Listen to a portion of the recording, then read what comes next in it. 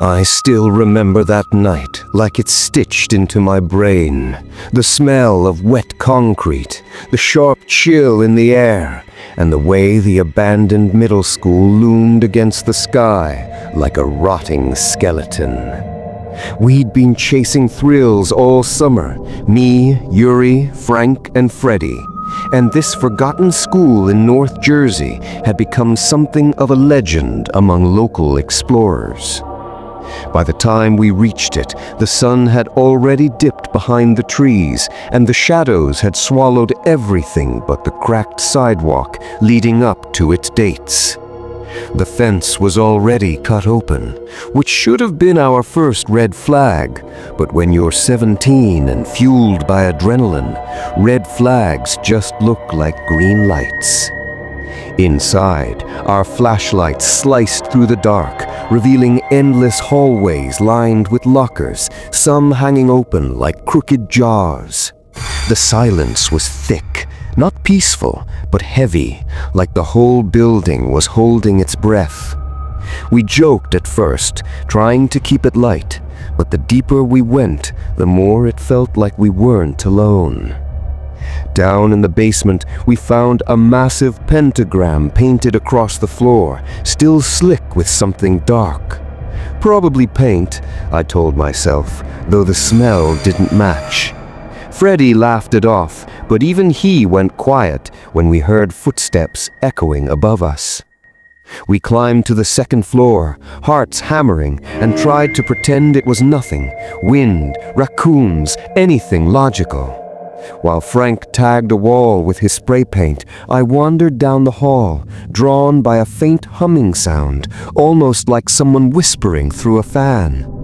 When I peeked into one of the classrooms, I froze. A figure was standing by the far wall, not moving, just watching. My light flickered, and when it came back, it was gone. I bolted back to Frank, trying to explain, but before I could, he yelled, asking if I had taken his bag. We tore through the room looking for it, only to find it minutes later in another classroom, right next to another freshly painted pentagram. Paint was dripping like blood down the wall. Then came the laughter. Not ours, deeper, raspier, and close. Freddie and Yuri burst into the hallway, out of breath, eyes wide. "Run!" That's all they said. We didn't ask why. We sprinted through the dark corridors, the sound of footsteps chasing ours, echoing off the tile and walls. Someone hissed, a long, sharp sound that sent electricity down my spine.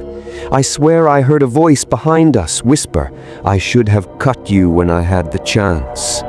We hit the stairs, tripping over debris, slipping in puddles of God knows what. My chest was burning by the time we saw the exit, the broken door we'd come through. We didn't stop until we were back at the car, gasping, shaking, headlights slicing the night as Yuri floored it. None of us spoke for the entire drive. But when I glanced back one last time, I saw something that still keeps me up. A faint glow in one of the second-floor windows, pulsing like candlelight. And I swear, just before the building disappeared behind the trees, I saw 4 dark shapes standing there, watching us leave, waiting for someone else stupid enough to come back. It started on a quiet Friday night. The kind of still moonlit calm that makes every sound seem louder than it should. I had just finished unpacking boxes in my new house, a small rental on the edge of Oregon's countryside, where the roads turned to gravel and cell service was a rumor. I'd moved there for peace, but that night I learned what silence can really hold. Around 9:30 p.m., I ordered pizza from a local place, simple pepperoni, nothing special. The website said delivery would take about 45 minutes, so I turned on the TV and let myself relax for the first time all week. 40 minutes later, right on time, there was a knock at my front door. Not the cheerful, "your food's here" kind of knock. This one was slow, deliberate, like someone testing how sound carried through the house. I looked through the peephole. A man stood there in a dark gray hoodie, baseball cap low over his face, holding what looked like a pizza box, but the box was blank. No logo, no red, no white, just plain cardboard. That's when my stomach dropped. I hadn't paid yet. The real delivery service always charged online.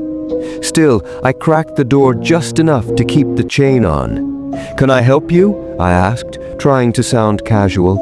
The man tilted his head, his voice flat. "Pizza."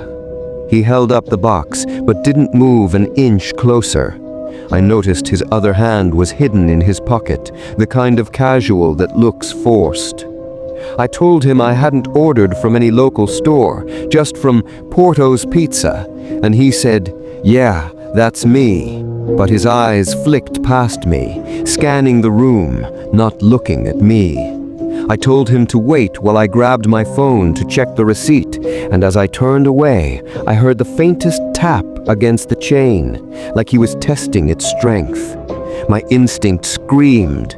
I slammed the door and locked it. Then silence. No footsteps. No car starting. Nothing. Just the soft creak of old wood as the wind shifted outside. 5 minutes later, headlights swept across my window. I peeked out. Another car, this one unmarked, parked halfway down my driveway. Someone was inside, the glow of a cigarette tip bright against the dark. I dialed 911, whispering what happened. The dispatcher stayed calm, said an officer was already nearby. But before the patrol arrived, I heard it, a scratching sound from the back door, slow, scraping metal on metal, like someone working at the lock. I turned off the lights and crouched in the hallway, phone pressed to my ear, whispering updates. The dispatcher told me to stay hidden. A few moments later, red and blue lights washed over the walls, and heavy boots pounded on the porch. When the officer entered, I could finally breathe again. He checked the property. No one. But he found footprints. 2 sets.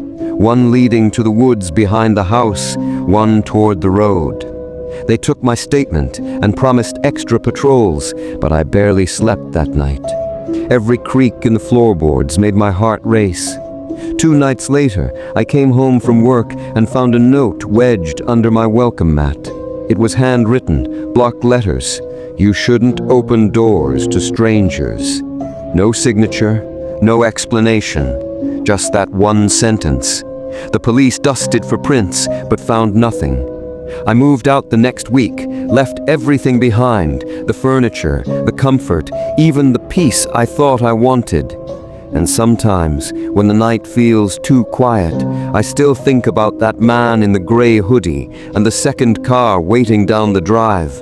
And I can't help wondering how many houses they knocked on that night before finding someone who actually opened the door.